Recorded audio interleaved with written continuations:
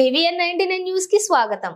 శంకర్పల్లి మండలం మరియు municipality BRS party బహిరంగ సభ మాజీ మంత్రి సబితా ఇంద్రారెడ్డి కార్యక్రమాన్ని ముఖ్య అతిథిగా పాల్గొన్నారు.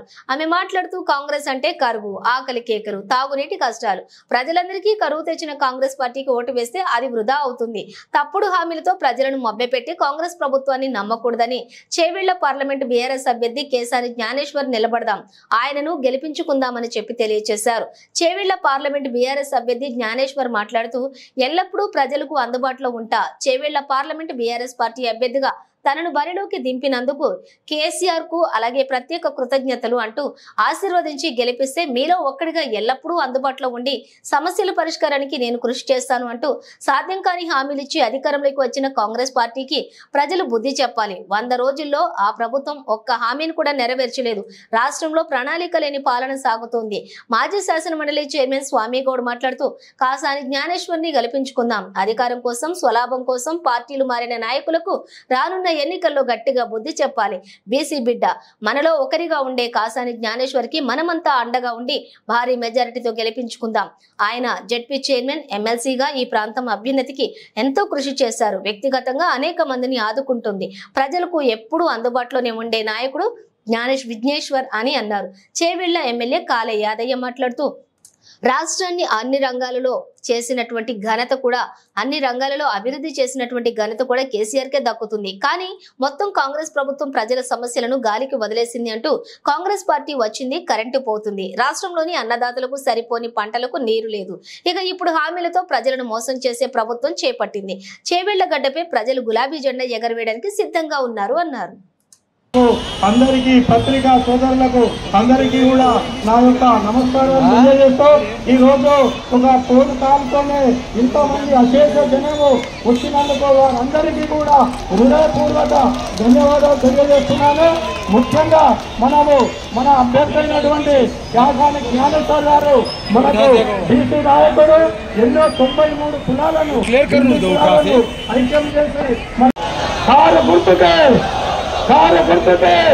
కాసాని జ్ఞానేశ్వరన్న గారి నాయకత్వం, యాదన్న గారి నాయకత్వం, సబితా ఇంద్రారెడ్డి గారి నాయకత్వం, కేసీఆర్ గారి నాయకత్వం,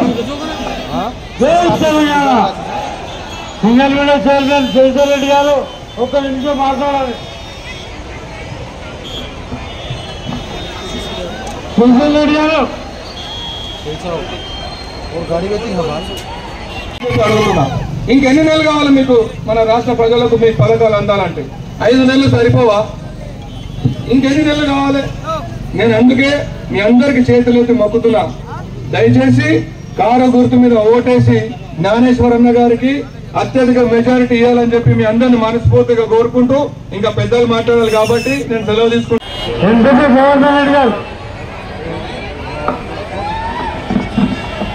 గుర్తు జెండా ఇక్కడ పాట పడుతుందని చెప్పి తెలియజేస్తా ఉన్నా.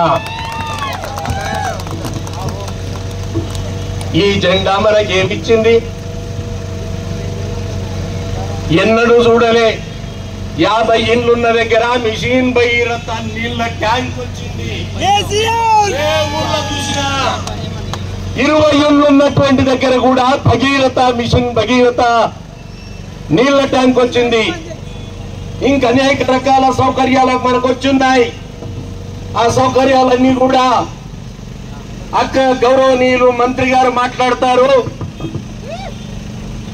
నేను మిమ్మల్ని కోరేది ఒకటే, మన బలహీన వర్గాల సభ్యులంతా ఎస్సీ, ఎస్టీ, బీసీ మిత్రులు, కమ్మరి, కుమ్మరి, వడ్రంగి, గౌడ, సాలే, ప్రతి ఒక్కరూ అన్ని కులాలు ఏకమై విచ్చేసినటువంటి గౌరవ పెద్దలు పూజలు మాజీ మంత్రివర్యులు సర్వారెడ్డి గారికి, అదేవిధంగా పెద్దలు స్వామిగౌడ్ అన్న గారికి, మిత్రులు ఎమ్మెల్యే యాదన్న గారికి, మండల అధ్యక్షులకు, పార్టీ అధ్యక్షులకు, అదేవిధంగా వివిధ హోదాల్లో ఉన్నట్టు బీఆర్ఎస్ స్థాయిలకు అందరికీ పేరు పేరున నమస్కారం. ఈ మాజీ కౌన్సిల్ చైర్మన్ గారు స్వామిగౌడ్ గారికి, ఈరోజు మన అభ్యర్థి పార్లమెంట్ కి, మన చేవెళ్ల పార్లమెంట్ నుండి పోటీ చేస్తున్న మన అభ్యర్థి కాసాని జ్ఞానేశ్వర్ గారికి, వేదిక మీద ఉన్న గౌరవనీయులు రాంబాబు గారితో పాటు గౌరవ ఎంపీపీ గారు, సింగిల్ విండో చైర్మన్ గారు, పార్టీ ప్రార్థిస్తున్నాను. అదేవిధంగా మీ సేవ చేసుకునే భాగ్యాన్ని మాకు కల్పించాలని మిమ్మల్ని ప్రార్థిస్తున్నాను. మిత్రులారా, మంచి చేయడానికి మనం చూస్తుండాలి. చెడు మనకు అవసరం లేదు, మంచి చేయడానికి అవసరం ఉంది. గతంలో 10 సంవత్సరాలు కేసీఆర్ గారు చేసినటువంటి పనిని దృష్టిలో పెట్టుకొని మళ్ళొక్కసారి కారు గుర్తుపై ఓటేసి పెద్ద సంఖ్యలో ఆశీర్వదించవలసిందిగా నేను ప్రార్థిస్తూ సెలవు తీసుకున్నాను. అందరికీ నమస్కారం. అంతటా తిరిగి ఒకరోజు కేసీఆర్ గారి నాయకత్వం పనిచేయదు, టీఆర్ఎస్ జెండా పట్టుకున్న వాళ్ళు ఏం పనిచేయరు, నేను ఓడిపోతానేమో రూలింగ్ పార్టీలో పోయి రేవంత్ రెడ్డి గారి దగ్గర పోయి కేసీఆర్ గారి ఇబ్బందులలో ఉన్నప్పుడు కేసీఆర్ గారి బిడ్డను అరెస్ట్ చేస్తున్న సమయంలో రేవంత్ రెడ్డి దగ్గర పోయి కండువా కప్పుకున్నాడే. మానవత్వం లేకుండా ఒక్కసారి ఆలోచించమని కోరుతా ఉన్నాను. ఆయనే కాదు, ఆయన భార్య కూడా టీటీడీ బోర్డు మెంబర్ వేయించారు కేసీఆర్ గారు. ఆయనతో పాటు ఆయన భార్య కూడా. అది నియత్ మర్చిపోయి ఈరోజు పక్క పార్టీలో పోయి ఏం చెప్తున్నాడు, అభివృద్ధి కావాలంటే అధికార పార్టీ ఉండాలంట. అంటే రేపు బీజేపీ వస్తుంది, అందులో కూడా పోతాడా? 3 నెలలు అయినాక 6 నెలలు అయినాక బీజేపీలో పోతే బీజేపీ వస్తే బీజేపీలో కూడా పోతాడు. ఒక్కసారి ఆలోచించండి. నిజంగానే ఈరోజు శంకర్పల్లి గతంలో ఎట్లుండింది, ఇప్పుడు ఎట్లయింది, కేసీఆర్ వచ్చిన తర్వాత అని ఒక్కసారి ఆలోచించమని కోరుతా ఉన్నాను. ఇక్కడ శంకర్పల్లిలో ఈ చౌరస్తా కాడ నిలబడి వింటూ ఉంటే, చూస్తూ ఉంటే హైదరాబాద్ సిటీలో ఉన్నట్టే 4 లైన్ల రోడ్డు లైట్లతో ఎట్లా ఉంది మన శంకర్పల్లి ఒక్కసారి ఆలోచించండి. ఆడ రింగ్ రోడ్డు దగ్గర దిగితే అక్కడ నుండి ఇక్కడ వరకు మన శంకర్పల్లి ఏ విధంగా అభివృద్ధి జరిగింది అనేది దయచేసి మీరందరూ ఆలోచించుకొని మిమ్మల్ని అందరినీ కోరుతా ఉన్నాను. రేవంత్ రెడ్డి గారు మొన్న ఎలక్షన్స్ అప్పుడు, అసెంబ్లీ ఎలక్షన్స్ అప్పుడు ఎన్నో మాటలు చెప్పి, ఎన్నో అబద్ధాలు చెప్పి మసిపూసి మారేడుకాయ చేసి ఈరోజు ఓట్లు వేయించుకున్నాడు. మళ్ళొక్కసారి అదే అబద్ధాలు చెప్పి మాట్లాడాలని ప్రయత్నం చేస్తున్నాడు. మొన్న ఒక రోజు ఏమన్నాడు ఒకసారి విన్నారు కదా టీవీలలో.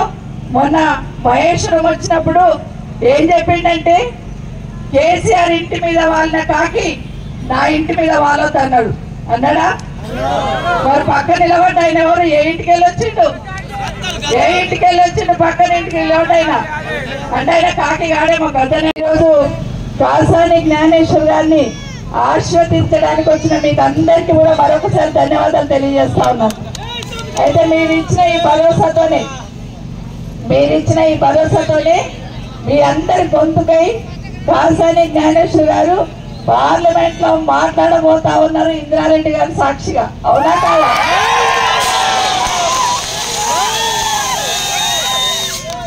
శంకర్పల్లికి ఇక్కడికి రాగానే ఎప్పుడైనా ఇంద్రారెడ్డి గారు ఇదే చౌరస్తా మీద ఇట్లాగే సుమో మీద ఎక్కి మాట్లాడుతుండే కదా. అవును కదా? చాలా సంతోషం అనిపించింది. ఈ రోజు మనం అందరం కూడా గ్రామాలలో ప్రతి ఒక్కరం కూడా కేసీఆర్ గారు 10 సంవత్సరాల నుండి చేసిన అన్ని కూడా ఒక్కసారి కింది వరకు తీసుకెళ్లి ప్రతి ఒక్కరికి కూడా ప్రతి గ్రామంలో కేసీఆర్ గారు తీసుకొచ్చిన కార్యక్రమాలు అందరి కుటుంబాలు లేవు, ఖచ్చితంగా కింది వరకు వెళ్ళి చెప్పగలిగితే ప్రతి ఇంటికి ఏదో ఒక రకంగా మేలు జరిగిన విషయాన్ని దయచేసి గమనించాలని కోరుతా ఉన్నాను. అంతెందుకు మన దగ్గర రైతు బంధు ఎవరు అడగలేదు, ఎవరు చెప్పలేదు, కానీ కేసీఆర్ గారు పుణ్యాన రైతు బంధు లాంటి, రైతు బీమా లాంటి, మిషన్ భగీరథ నీళ్లు ఒకటి కాదు చాలా కార్యక్రమాలు ఈరోజు మన కేసీఆర్ గారు చేయడం జరిగింది. ఈరోజు కాసాని జ్ఞానేశ్వర్ గారిని ఇక్కడ పంపించున్నారు. ఎప్పుడైనా మనం ఏం చేస్తారు, మన దగ్గర కేసీఆర్ ఎవరిని పంపించినా వాళ్ళందరికీ ఓటేసి గెలిపించున్నారు. మొదట్లో ఫస్ట్ లో చేవెళ్ళ పార్లమెంట్ ఏర్పడగానే కొండ విశ్వేశ్వరరెడ్డి గారిని కేసీఆర్ పంపించింది కదని కారు గుర్తు కోటేసి గెలిపించి పంపించారు. రెండోసారి మన జిల్లా కాకపోయినా, మన ప్రాంతముడు కాకపోయినా కూడా బైక్ పట్టుకుంటే చాలు కేసీఆర్ ని తిట్టుడు, దేవుళ్ళ మీద ఓట్లు పెట్టుడు, ఇది ఒకటే నేర్చుకున్నాడు. ఈ రోజు రుణమాఫీ చేయమంటే 2 లక్షల రుణమాఫీ చేస్తానని ఏమని చెప్పాడు ఆ రోజు? ఒకసారి విందామా? రేవంత్ రెడ్డి మాట్లాడే మాట ఒకసారి విందామా?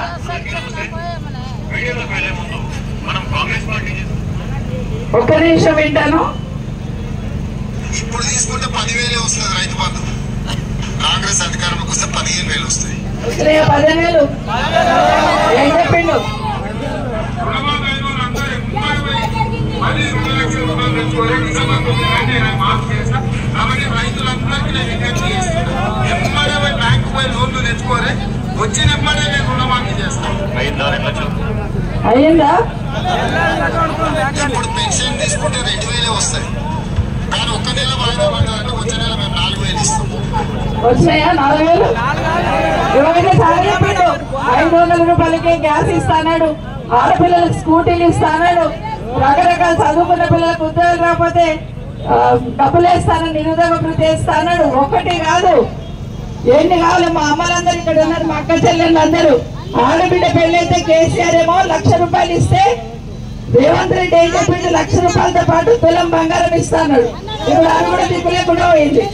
ఒకటి కాదు అధికారంలోకి రావడానికి నోటికి ఏది వస్తే అది మాట్లాడిన విషయాన్ని దయచేసి గమనించమని కోరుతా ఉన్నాను. ఇదే వికారాబాద్కి వచ్చిన రోజు అదే వికారాబాద్ చౌరస్తాలో నిల్చొని డిసెంబర్ 9వ తారీఖు నాడు 2 లక్షల రూపాయలు రుణం మాఫీ చేస్తా అన్నాడు. డిసెంబర్ 9 వాయే, జనవరి 9 వాయే, ఫిబ్రవరి 9 వాయే, మార్చి 9 వాయే, ఏప్రిల్ 9 అయ్యింది, ఇప్పుడు మళ్ళీ మే వచ్చింది. ఒక్కసారి ఇప్పుడు ఏం చెప్తున్నాడు, ఆగస్టు 15వ తారీఖు లోపల చేస్తా అంటున్నాడు. ఏం చెప్తున్నాడు, ఏడి పోతాడు ఇప్పుడు?